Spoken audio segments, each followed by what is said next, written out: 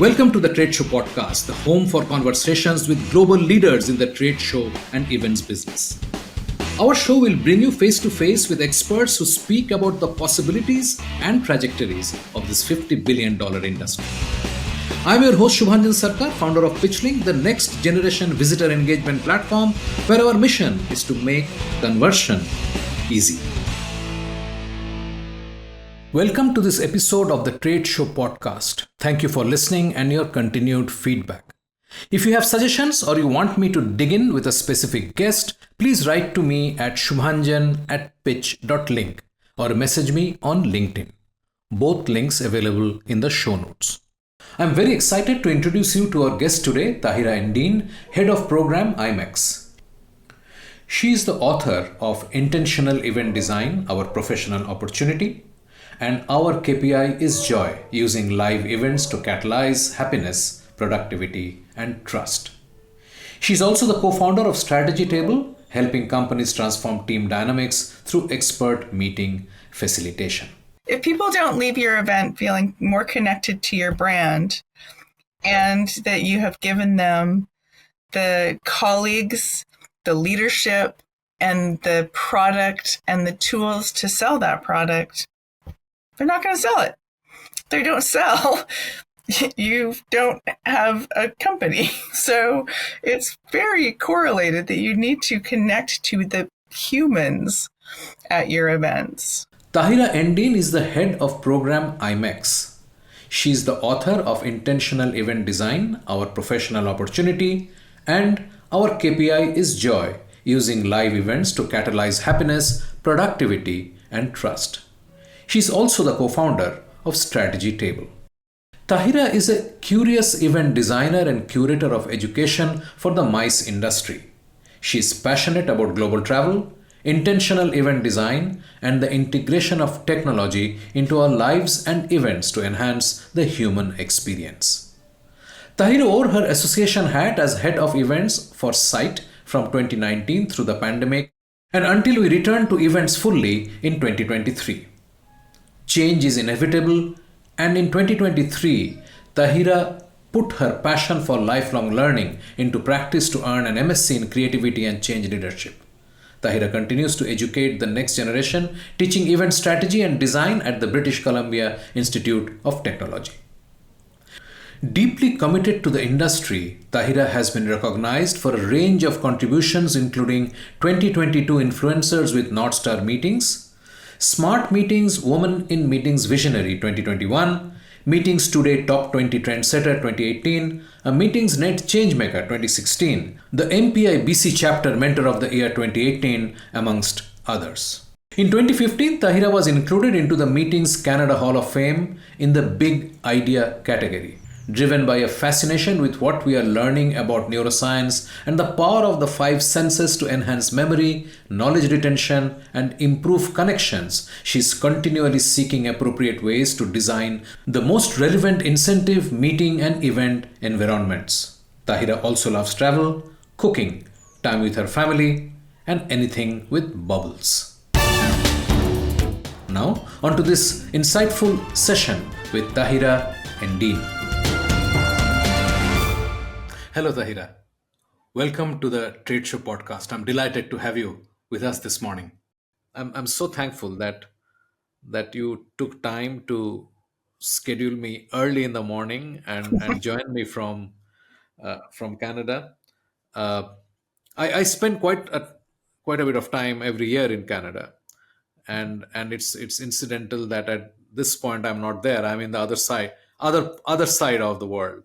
Yes. What part of Canada do you spend time in? Between Toronto and Calgary. Okay. So I'm very intrigued.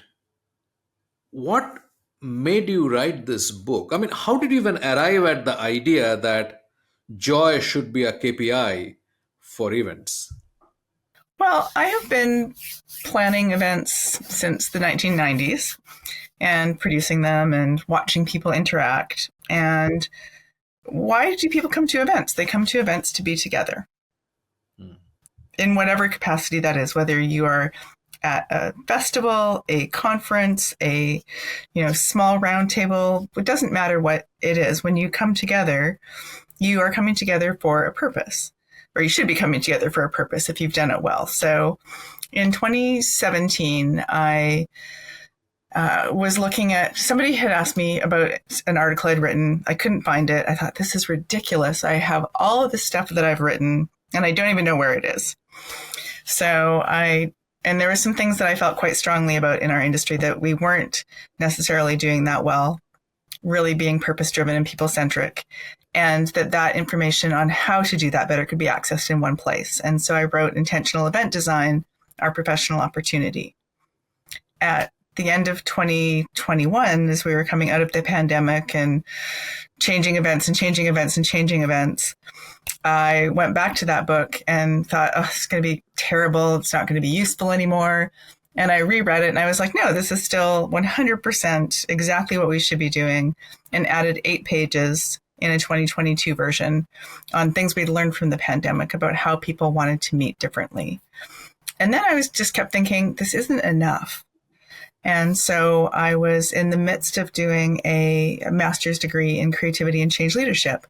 And I thought, I've always thought that with events that we are the engineers, but our leaders are the architects of whatever change we're trying to achieve with that event. And so there had to be some link between leadership and event design, intentional event design. And so I talked to my, as I started to work on what my final project was going to be for my master's, I just kept trying to put this together and talk to my advisor. And she's like, well, write a book proposal. And I was like, that's a great idea. Do I want to write another book? Well, I don't know. It feels like a lot of work.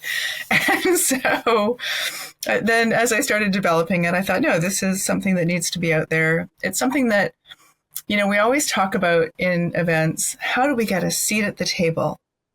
How do we get our voices heard? Because what often happens in the world of events is, I am going to produce your event or a series of events for you. I'm going to produce a series of events over the course of a conference.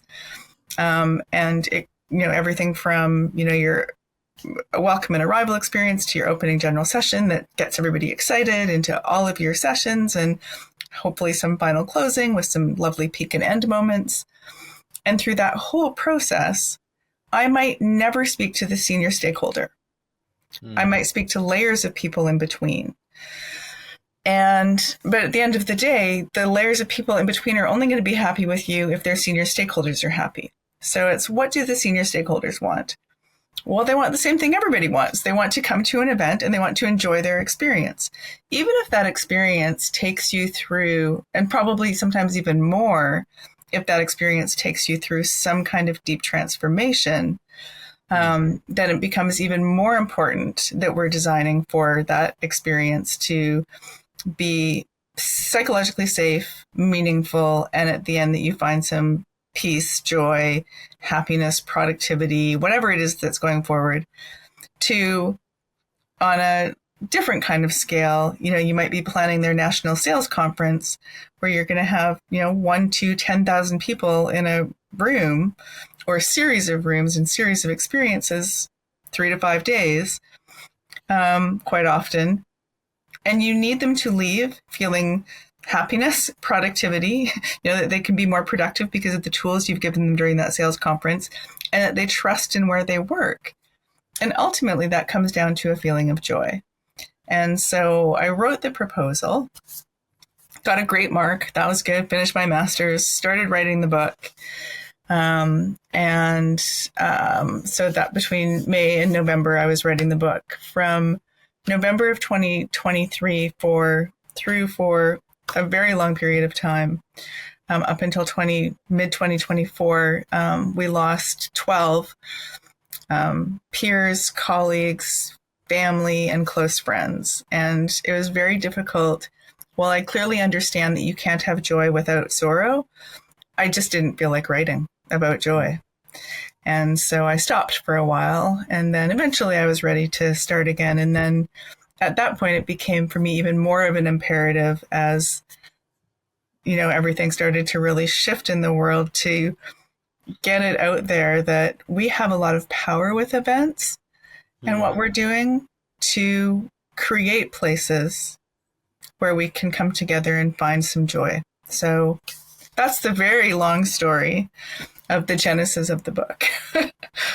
Well, not really. I mean, I think I'm sort of trying to grasp the emotional pieces that went behind what you just told me, and and connecting it to events, and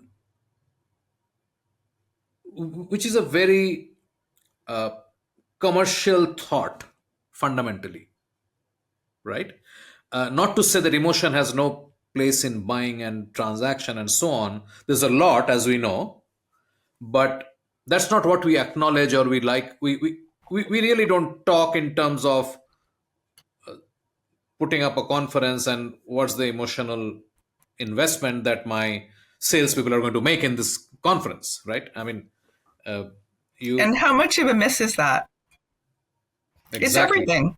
If people don't leave your event feeling more connected to your brand Mm, and that you have given them the colleagues, the leadership, and the product and the tools to sell that product, they're not going to sell it. They don't sell. You don't have a company. So it's very correlated that you need to connect to the humans at your events. There's just simply no way around that. So I think that it's really important. And I think, what I'm seeing in the industry, which is incredibly satisfying for me, is that the corporate brand marketers, people working in associations, planning meetings, um, people working on fundraisers, this book is really resonating with them. There was at the beginning, there was a woman who I didn't know at all. So she posted on LinkedIn and she said, I saw this book. It really interested me. So I ordered the book. And then I couldn't wait. So I got it on Kindle. And then I was going to just glance at it. And then 3 hours later, I'd finished the book. And now I'm putting joy metrics into my large financial company's event planning documents. mm. That's when we can start to change the world. One event at a time is when we start to consider not just all of the logistics, which are super important. We need to know everything that's going to happen. We need to do our contracting, our food, all of those things. But at the end of the day, if we are not actually focused on our participants, you're spending millions of dollars for nothing. So why are we not explaining to our stakeholders? Why are we not asking our stakeholders, what's the emotion you want people to feel when they leave this event? Are we scared? Mm. Do we think it'll sound too fluffy? It's not fluffy.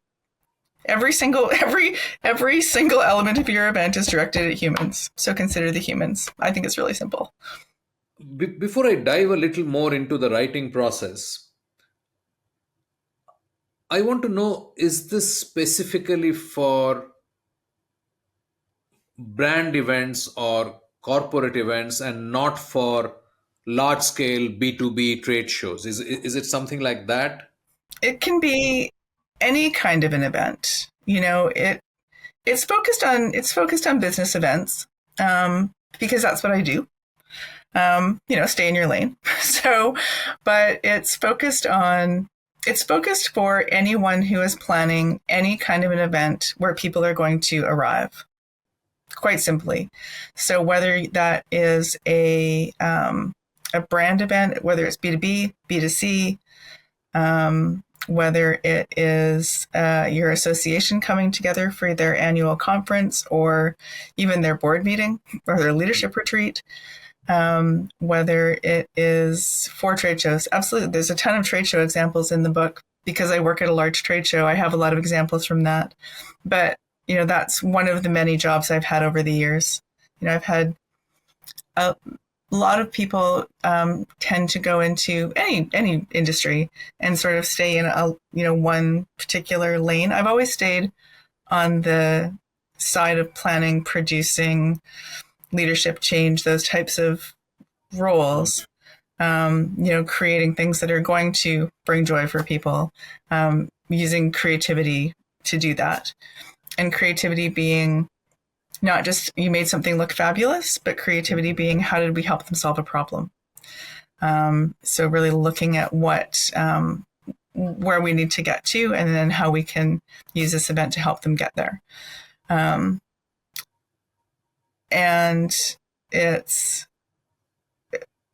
so, yeah, anybody who's working on any event where humans show up, your music festivals, your anything where you need people to feel something, which is every event in the world. So, Yeah, I mean, you are sort of talking of design thinking in many ways, yeah. uh, and we can go into that later. But tell me, what was your? I mean, you did this book proposal, you aced your course. Uh, then what happened? I mean, what was your process? How did you sort of? I would imagine that writing the proposal was simpler than writing the book. Yes. So, um, so the first book that I wrote, when I decided that I couldn't find the things that I had written, and I thought I would put them together in one book. Someone said to me very snarkily, "Well, you need to have 50,000 words to write a book." I was just like, "Great! I don't even know what that means. 50,000 words sounds like a lot of words." And so I took everything that I'd written in 2 years, dumped it into a document. This is how not to write a book, by the way. Dumped it into a document. I was like, okay, good, that's a lot of information. I took out all of the things that I didn't want to be a perceived expert on because I wasn't the smartest person in a particular area. So I took all of that out, and then put it together into a highly informational book. And I sent it to my first reviewer, who's known me for a long time as an excellent writer and from our industry. And she, God bless Kathleen, she printed out 300 pages and read them all. And she came back and she said, "This is amazing information. It's like your brain has dumped out on paper and it's way too much. Like you need to add stories, you need to make it, I was like, oh, that's good advice, and so we broke it up and now it's, a book that makes a lot of sense. And then this book, when I started writing it, I didn't do any of that. I just started writing. And, again, it was a little bit informational, and it still is. I mean, it's meant to be a book that provides some guideposts for people. And, I gave it to a few people to read. There was, people really, they liked the content. People with the early readers were like, they were making notes, they were highlighting it, they were, you could see clearly they were going to use the information, which was fantastic. But again, someone who I know who's an excellent writer, and again, like, thank you, Kit. She's like, it gets good around page 30. I was like, okay, and she was right. And so basically, page 30 became page 3. And with this book, I just really wanted to. For sure, it shifted because there was so much emotion involved in it. And the experiences, because it took, almost 2 years from the proposal to getting it out into the world to, about 20 months. A lot of the examples, some of the examples are very old, and some of the examples are incredibly current. And I think it's important that a lot of the examples, it really actually spans from 5,000 years ago. During that time, we also did some trips. I went to Turkey in 2019 and went to Greece in 2023, which both really informed that we've always wanted to meet. What are Aristotle, Socrates, and Plato known for? They're known for inciting dialogue and gathering groups of people to have discussions. Those were the earliest meetings we still talk about today. I Yeah. went to Ephesus in Turkey. And, when you walk down this marble road and you see this 200-foot tall library that was built. Ephesus is a city that existed in Turkey from 321 BC to, not very long into AD. So then you turn down the corner on this marble road and you pass the public bathhouses and the brothels and the homes. And there's this 25,000 seat stadium entirely built out of marble that there are revitalizing and using again for concerts. But more than 2,000 years ago, there was a stadium for 25,000 people to meet for sport, entertainment, theater. Guess what? We're humans. We've always wanted to meet. We will always want to meet. So, when the world shut down for events in March of 2020, and we had just been to Ephesus, I kept thinking about that stadium, and I was just like, you know what? That was a city, it was the capital of that region, ceased to exist more than 2,000 years ago, but that stadium is still there. And so this, pandemic is horrible, Yeah. but we are also going to get past this. And guess what? We're going to want to meet again. So, essentially, we've always wanted to come together and we've always wanted to have an enjoyable time doing that. But we never talk about that. We make that the taboo thing. It's like, oh, it looks like you were just at that conference and it was all just like a big party. Well, for sure, there's parties at conferences. We call them networking events. Then we make them too loud so nobody can actually network. That's another whole chapter. But, we spend a lot of time at events meeting, and IMEX is a great example, which is, my day job is working at IMEX, where I do produce the content for IMEX. And so we have about more than 200 conference sessions that happen on top of a trade show. And in America, last year there was 83,000 one-to-one meetings. So I clearly understand that we want to meet for business and we want to meet for learning. But what happens all around that is a lot of networking events, and you can't look down a hallway without seeing people hugging. That's what events do. And we need to be good with that. We need to embrace that, and we need to understand their role in our organizational development. Absolutely. Great points. And as you were telling me about some stories being old in the book, I was just thinking that there is no wrong time to tell the right story, right? I mean, we have been talking about Aesop's fables for how many years? Well, that's a pointer. Stories work. So, no denying that. Tell me a little bit about your writing routine. I mean, where you are in the day job, you're writing in the evening, or you're doing it like early morning. What was your pattern? Well, fortunately, my day job is from 6 till 9 in the morning when I'm available. So I would say my writing is quite flexible as to when I do it. Hmm. What I would aspire to is to be a much more regular writer.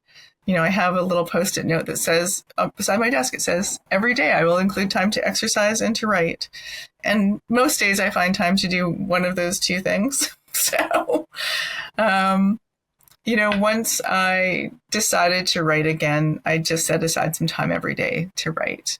And I think any writer would tell you it's partly inspiration, but mostly it's the grind of getting it done, Yeah. and focusing and putting the time to it.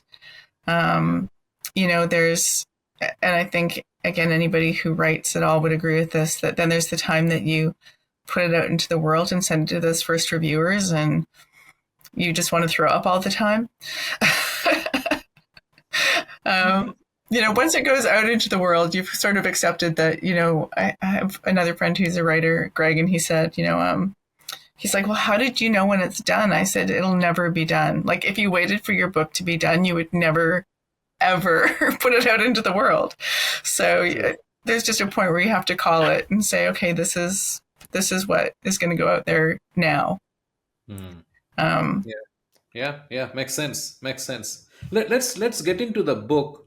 How do you think joy can be measured? well, I know that joy can be measured in lots of different ways. So there's, sort of classic surveys. So you can send out a survey at the end of the event. Did you enjoy your experience? There is now so many tools for measuring joy in the moment. So there's lots of apps that can do that, but there's, Paul Zak has developed one called Six, which is an app that ties into an Apple Watch or a Fitbit, and it allows you through a day to see where your peak moments were. So as an event owner, you could bring it to your event. They just did this at MPIWEC. So Bishop McCann worked with this app and, measured you're measuring heart rate and those types of things that come through that device to say, oh, at this time, people were highly engaged. At this time, people had a good time. We've also worked with Zenus to do facial recognition. So it's anonymous facial recognition at events that tells you. So we use it still, primarily at things like sponsor activations to see how long people, not just how long people are there, but how their face changes from when they enter the experience to when they leave the experience. And their joy always goes up a little bit. So because activations are designed to activate joy, they're not, we did have a situation a couple of years ago where one of the things that we were measuring was an Ikigai experience that Storycraft and Google's new project had set up. And as people were coming out, they were looking less joyful. What they were actually looking was more serious, because Ikigai is a serious identity experience. So people were coming out looking thoughtful. So we also need to put those things in context of how we're using them. So there are lots of different ways that we can measure joy. It's also understanding that, you want to be measuring joy. So, what I talk about with all events is that they're people-centric and purpose-driven. And so when you're focusing on the people and what your purpose is, in there you're going to arc around joy. Because nobody, like as I said, we're sending people to events. We're not sending them to war. Right? Yeah. So... Right. My day job is something else. I'll not talk about that now, but off the record, I'll tell you later. But basically, I happened to speak to about 200 attendees in various conferences. I mean, none of them were brand conferences, but they were all tech or industry, like sustainability kind of thing, right?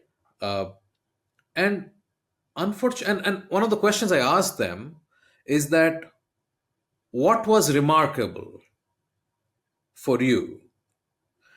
And maybe it's the slice. I mean, and this was across like 6 cities. I mean, Toronto, Calgary, San Francisco, Los Angeles, and so on. And strangely enough, and this is what I got, people said nothing really. Nothing was remarkable. Does that surprise you, really? How many events have you been to in your lifetime that are mediocre? They're good enough. I would say 95% of them. Right. And the one which are remarkable, they were not even events. It's like going to a Cirque du Soleil, this is in line with your thought about a concert or a sporting event. I mean, I'm saying Cirque du Soleil is putting up an event every day or twice a day. Those were enjoyable, and lots of memories, and the rest of it that you talk about, the whole experience, right? It's not only about what you're watching and getting stimulated by, it's also how you went in there. And I'm sort of reflecting on the first chapter that you wrote about. Yes. So the whole thing matters. Right? The whole thing matters, right? From the, it starts with anticipation, whether it is a conference or a vacation, how much time do we spend thinking about how good it's going to be versus how good it often isn't.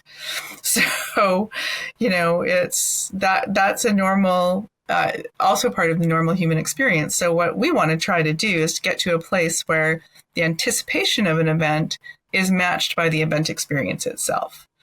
And so that your event experience, and you can't, in life, you can't be on a high plateau all the time. That right. Just doesn't make any sense. Life and events should have peaks and valleys. They should have high points. They should have remarkable things that you remember. Yeah. You should meet somebody remarkable. You should taste something remarkable. You should hear something remarkable. You want to find something that is memorable. And if you think about, there's one of the things I talk about in the book as well is, an idea that has been around for a long time. And that for me was, I was really reminded about with the book by Agus Sostek called The Umami Strategy. And, that we have these two selves who come to an event, when the first is the experiencing self and the second is the remembering self. And so this is something that I also talked about in the first book, as well as that we have these, we have something called a recency effect, which is basically we're going to remember what's most recent. And we have a forgetting curve, and our forgetting curve is incredibly high. Our remembering curve is incredibly low. And so if you look at, I always say, I've worked at IMEX for 3 years. I've been to 18 shows. So I went to many, many events before I started working there. And I always have said, for me, it always goes by in like a minute and a marathon. It goes from the minute you enter. It's very busy. There's a lot going on. There's many, many, many high peak moments. So you are there for 4 or 5 days. It's a 3-day plus Smart Monday show. So plus your pre-time and all of that kind of stuff. But it's, you remember about 6 minutes. Right. So as event organizers, we also need to remember that, like, we don't need to create every moment as a peak, but we do need to create peaks. We do need to create spaces for people to have valleys, to have time to reflect, to have quiet moments, to get rest. We don't need to actually program everything from 7 a.m. until midnight and then hope that they show up fresh again at 7 a.m. But that's what happens, right? So we're so busy packing in our agendas, we're losing time for those important other things that have to happen for people to have an experience that is remarkable and memorable. So I think that if the whole world was doing a better job, if every event, that you're not going to go to events every day. I go to an unusually high amount of events, but even people who go to a high amount of events, that might be 6 a year. I think in our event industry, we have people who go to quite a lot more, but an average business traveler will go to 3 to maybe 6 events a year. And those 3 to 6 events might include continuing education credits that they require for their job. Yeah. And it might include, time with peers and collaborators. It might include travel, or it might be more local. All of those things, just because you're going to a 2-day event to get your continuing education credits for your highly professional organization doesn't mean you shouldn't enjoy the time that you're there. And in fact, anybody in any industry, if my husband is a boiler safety inspector, if I went to his conference, I can't imagine anything more boring than sitting and talking about boiler safety. He comes home so rejuvenated from time spent talking to his peers about boiler safety regulations and code books, and apply that to any industry, right? So I want to talk about human science, like this, human behavioral science and leadership and change, and, how we do, how we can impact all of those things. But every specialty, but give them time and space to talk about those things. And they're going to leave feeling like, oh, I made a new friend. I shared an idea with somebody. I feel like I elevated and rejuvenated inside in the work that I've chosen, because I'm not alone in this work that I've chosen. Those are all things that we can do with events, is give people space for that time. It's time for a short break. Stay with us. After the break, any organization that you work with always has a few of the same stumbling blocks, which always comes down to communication. And when we apply that to event and design thinking, it's how do you close that gap so that what people are saying and doing and thinking and feeling is all aligned, right? So you're going in the same direction. Leadership has a vision. You need to bring people along to that. You are listening to a Bizcast audio original. Podcasting is one of the fastest growing content marketing avenues today. We can help you exploit this largely untapped marketing opportunity. We can craft your audio strategy and leverage the wide reach and easy streaming capability that smartphone penetration provides. It is powerful and personal. Talk to us to find out how podcasting can help you build your brand and reach out to target audiences. Welcome back. I'm Shubhanjan Sarkar, your host for the Trade Show podcast and founder of PitchLink, the visitor engagement platform. Let's dive right back into the episode. What is the role? So let's go to the right at the beginning of the book. What is the role of design in this? And more importantly, these are not secrets, right, Tahira? I mean, it's not that, oh my God, I did a new discovery and there's a new molecule. No, these are things we know. Yes. My question is, why is this such a large gap between the knowing and doing? Why is it that we are not paying attention? Yeah, that is such a good question. So in my other roles, I do two other things in addition to working on the content for IMEX. I own a company with two other co-founders that's called Strategy Table. And at Strategy Table, what we do is it's all about facilitation, change management, leadership thinking, workshopping around those kinds of things, which is new for us. The work for us isn't new. We've all been doing the work for about a decade, but the doing it together. We are working with organizations, and any organization that you work with always has a few of the same stumbling blocks, which always comes down to communication. And when we apply that to event and design thinking, it's how do you close that gap so that what people are saying and doing and thinking and feeling is all aligned, right? So you're going in the same direction. Leadership has a vision. You need to bring people along to that. Change is always a bit uncomfortable. Events are a great way to bring together and allow people to have some of that change. The other thing that I do is I teach. And so I teach at the college level, and I have just started in January teaching again. And we've shifted to teaching not logistics and not how to do events, but the intentional event design. So, it's looking at what are all of those things. And that starts out with design. So how do we spend a small, teeny tiny part of our, 1%, if you looked at the event design collective's work, 1% of our time of an event should be spent on design. So if you have a small event, small amount of time planning the Olympics, which is a project they work on, a bigger amount of time, but still 1%, right? So how are you spending 1% of your time to think about what you want people to think, say, feel, do, and hear from your event? What's their entering behavior, and what do you want? What's the desired exit behavior? Spend a tiny bit of time on that at the beginning. And then start to layer in all of these other things. So how are you, embracing and embedding the technology that we have available to us today? How are you thinking about people arrive brain first, heart second, providing empathy, providing, how are we using color, sound, light, things that are at every event, but using them in ways that are enhancing the human experience and not interfering with the human experience. How can we use different types of seating space flow design? How can we use different types of learning and performance styles and sessions?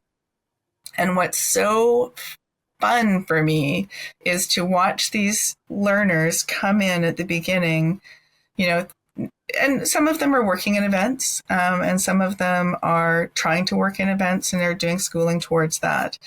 Every single one of them is leaving these classes with just a renewed sense of, I have this amazing opportunity to help create change. And now I understand how I can do that better. And I understand how I can create the best human experiences. And I have them all do a reflection forum at the end. And like, I'm crying sometimes by the end, because you just see people who are able to implement very simple things. It's just, we're not taught them. We don't think about them.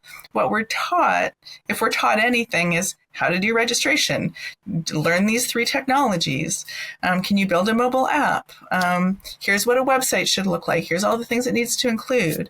Don't forget to order the food and beverage. And oh, by the way, you're also a legal expert and need to manage all of these contracts. Oh, and you're a financial expert and have this $1 million budget.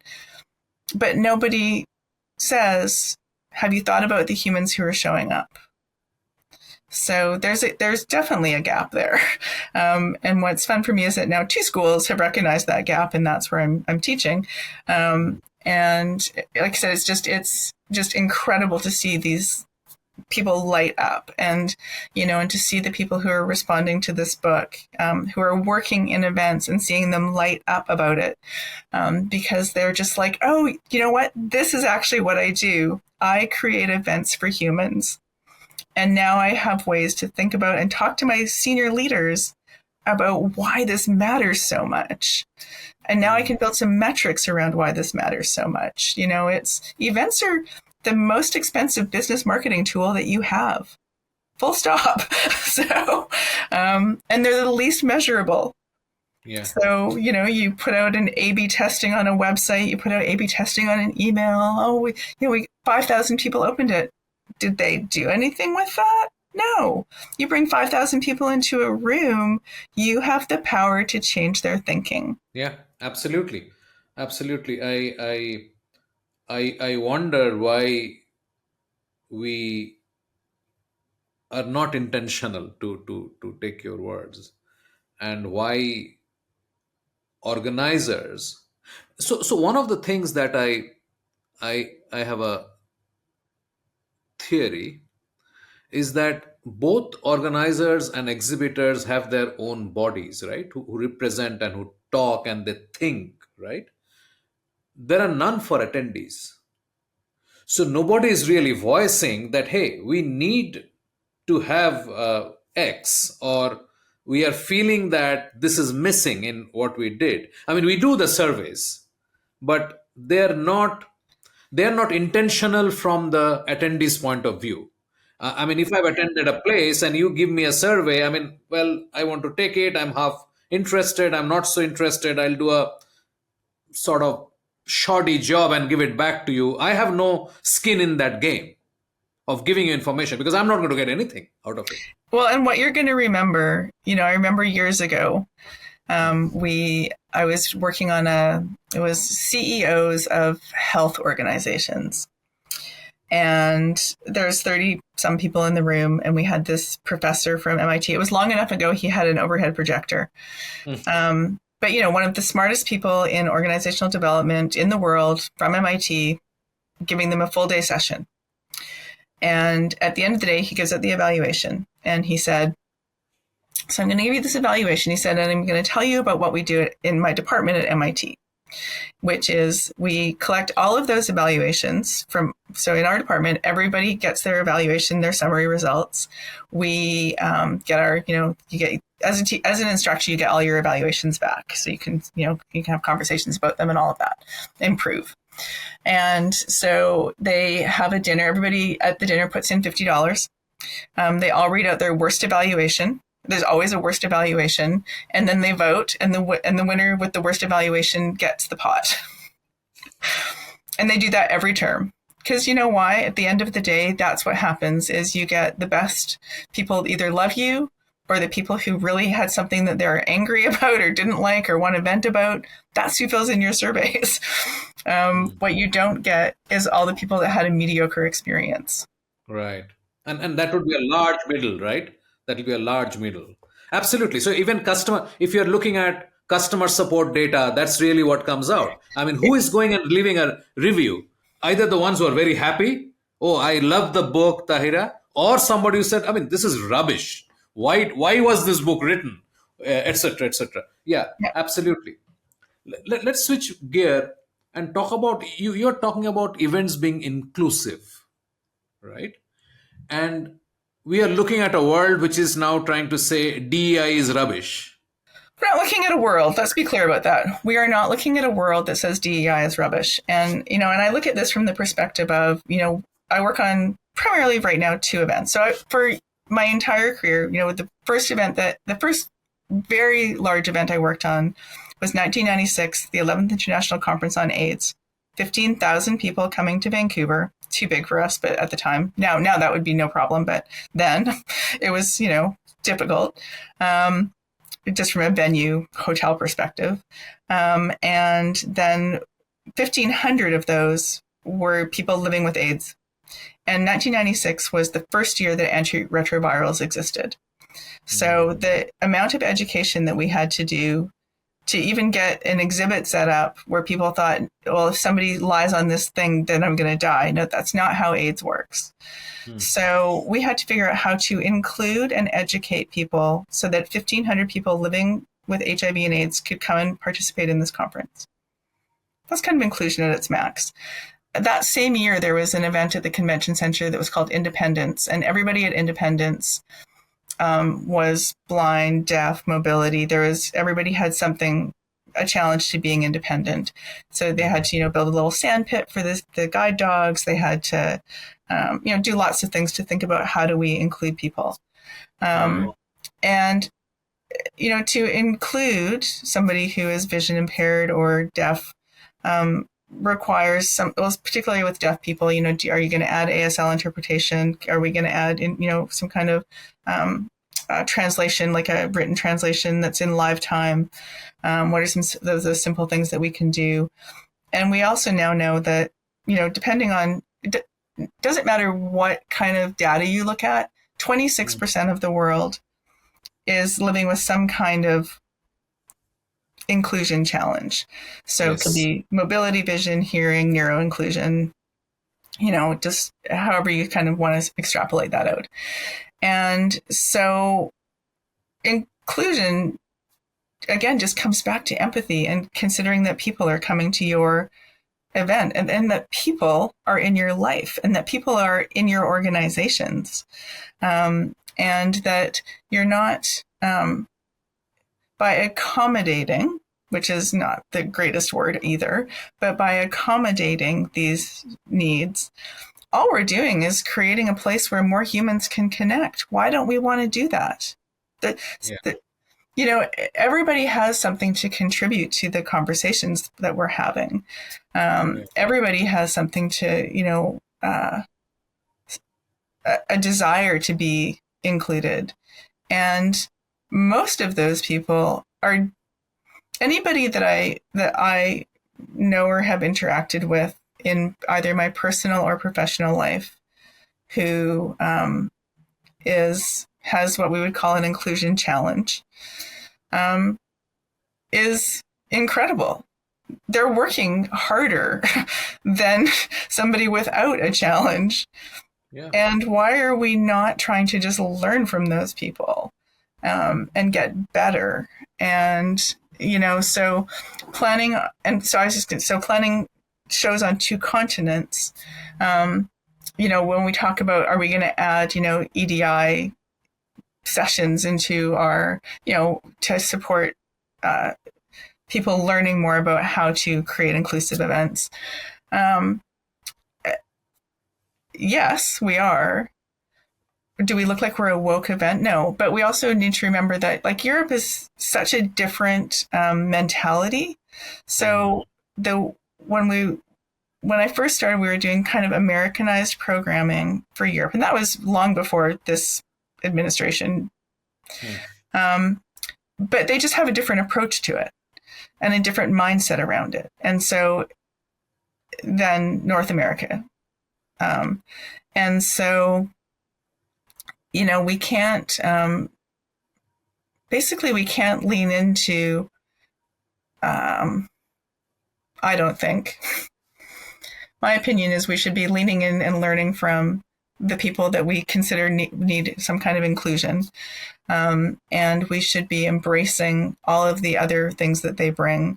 There's so much data around how much better you can be as an organization, any organization, by being inclusive and welcoming and empathetic. And that it's unfortunate that we ever had to have DEI policies in place to allow people to see that and bring those people into their organizations. That those are being erased and that people are now having less awareness and an opportunity to work with people that could be bringing a lot to them is really unfortunate. So when we talk about inclusion, I think about inclusion always about how can we make it so that it's the best experience for everybody. We had an experience that I also write about in the book with Maya and Ziv, who's an amazing young woman. She started a festival this year in Toronto called Access Now. We brought her to our event to speak. I was not, basically I build the program and then I hand it over. And so we knew she was in a wheelchair. She knew she was coming with caregivers. And I see her first thing in the morning. I'm just like, oh, can I take you to your room? We walk down to her room with her family, and we walk in the room, and there is a stage set up with no ramp, with a table that there's no possible way she can speak from. And it's 20 minutes till the session starts. And I'm just like, what the ever loving beep. So I just literally said to her, okay, I'm just going to stand here for just a moment and hang my head in shame. And then we're just going to figure out what we're going to do. And so so we set up the panel on the floor. The room wasn't too big. It was not ideal, but both the moderator, Trevor, and Maya very graciously and gently, said, this is my normal experience, unfortunately. And we were called out all day in this room by the moderator. And I said, yeah, we deserve that. Like 100%. We screwed up. We didn't pay attention. This is on us. So the next day she came upstairs and was speaking on a stage that did have a ramp, and she finished her talk, and everybody did their Q&A, and they said, are there any more questions? And I got up and I said, hi, I'm Tahira. We screwed up. Here to apologize publicly, and for everybody in this audience to learn we can do better. So, and she's so lovely about it, but it's just, we need to be better. Yeah. The whole world needs to be better, and so when you are in Google Maps and you see the accessibility where they, where you're going through, if you're reviewing something, it will say, is this place accessible? That's because of the work Access Now has done with Google. But now around the world, you can do better. So, neuroinclusion, the same thing. We can do better. We can give people, we can create a quiet space. We have a few of them at IMEX. We can, when we're doing facilitations, like we need to think about all of the different people in the room. Some people don't want to speak up. Some people do. Some people need different ways of being able to speak up. We want to make sure that all of the voices are heard. And so we're always working with different types of tools to make sure that happens. So, inclusion is something we have to think about every day. Full stop. That provides me a little bit of a segue, and talk a little bit about the kind of tech that you see and you talk about in the book that is aiding in fighting isolation or connection, or even just getting excited about what is going on around. I think that it's it's about creating the spaces in between, right? So if we say there's this idea of the third place, right? So that we have in, let's call it the olden days, you would go to cafe, actually, let's just call it Europe. So, I spend about 6 weeks a year living in Europe. And actually, I probably spend about 12 weeks a year living in Europe. And what happens there is people are used to living in smaller spaces. And so you do a lot of things out. Coffee shops are always busy. There's always people out. There's groups of people gathering. That doesn't happen in Canada. In Canada, you go to your house, your family lives in your house with you. You stay in your house. You might have people over to your house. Yeah. But that whole socializing, we just don't have that kind of cafe culture. But, if we think about at events, if a coffee break becomes a conversation cafe, if, a hallway becomes a place of seeing and meeting, if, you encourage people to stay out, instead of kicking people out of a room, which we always do, encourage people to stay for 30 minutes and continue the discussions. Like there's very, very, very simple things that we can do that we don't even consider quite often. So True. Fair enough. Let's touch upon this customer journey bit. And by the way, Tahira, if you want to talk about something specific in the book, we can do that. no, I like the whole book. Of course. So tell me a bit about the customer journey and what that means. Is it about the journey once somebody has arrived at the event, or is it wider than that? No, a customer journey starts from the time that you start marketing your event and start that anticipation phase. Of course, the thing most people most care about is what do I need to pack? So what are the events going to be that I need to pack a specific thing to wear to it? Because they're excited about that, right? They want to participate in that. So it starts from the anticipation phase. And then it goes into the arrival. So who's greeting me at my arrival? What's my experience before I get to the place that I have to pick up my badge or scan my face or, find my registration QR code, whatever it is. But making that arrival process smooth and welcoming. And there's lots of examples of that in the book of what to do and what not to do. And then there's the whole on-site experience. And then there's the follow-up. So which should be more than just a survey, so how do you take that, how do you continue that so people want to come back again? TED is a good example of, it started 30 some years ago. It is generally sold out before it ends. Other than, they'll open up, save some seats, obviously, for new people too. But, and that's because they've built a community of people that want to be together year over year over year. And most events want to build a community that returns year over year over year. It's not really always practical just because, people change jobs, they change lives, things happen. But, if you can have that some retention and growth, that's an ideal event scenario typically. But it has to be, you need to think about all of the touch points and not just drop it as soon as it ends. Because if you just, then you're not building into that sort of remembering phase. And the remembering phase is what's going to bring you back the next year. Absolutely. And it's incredibly hard to build a community. That's another thing. It's not that every organization or every event can actually do that. They can't. No, they cannot. Very, very hard. Yeah. However, what I do feel is that when I, again, talking to those attendees that I did, they said even the ability to stay engaged for a couple of months, not in an app, but a place where I could, I'm going to a trade show and there are 500 booths. I mean, even if I'm there for 5 days, I'm not going to all the booths. I'm not looking at everything. I really don't know.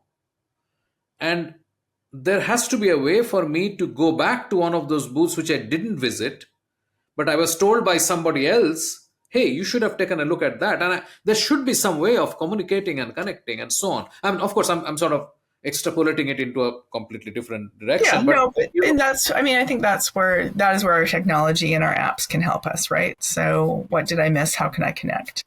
And then you're going to have to just be excited to come and see them the next year sometimes. So, and you also don't have a need to see every booth. You might have a need to see 10%, and that's perfect. Absolutely. That's kind of what marketplaces are built on. So, if you go on Amazon, you're not trying to buy every product. PitchLink makes buying easy by enabling high-quality engagement between buyers and sellers. Through its presentation and discussion modules, sellers create customized sales narratives using sales collaterals and personal videos and reach out to prospects through a non-intrusive, buyer-qualified engagement process. PitchLink requires no installation or download, contains and manages the entire repository of sales collaterals and buyer-seller conversations.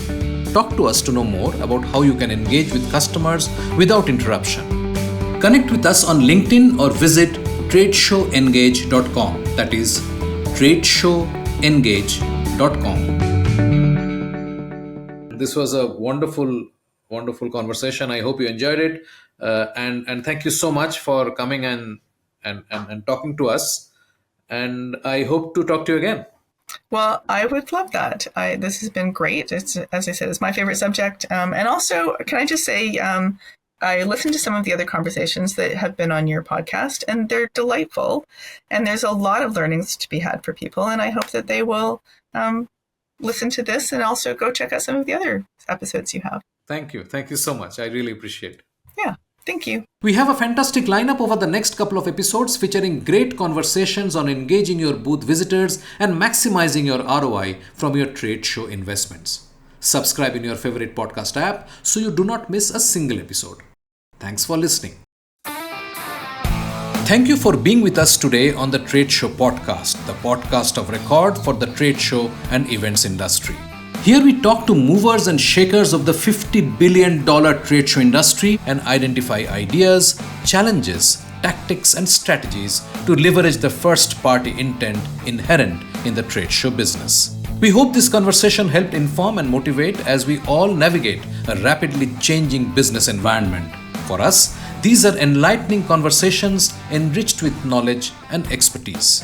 We encourage you to go out and implement some of the ideas we discussed today. We hope to have you with us again in the next exciting episode of the Trade Show Podcast. If you liked what you heard, subscribe to the show in your favorite podcast platform like iTunes, Google Play, Spotify, or wherever else you get your podcast from, and give us a rating while you are at it. This is a BizCast original podcast and is produced for PitchLink, the next generation visitor engagement platform where our mission is to make buying easy. Hosted by Shubhanjan Sarkar and produced by Rajiv Aditya. See you next time and have a wonderful day.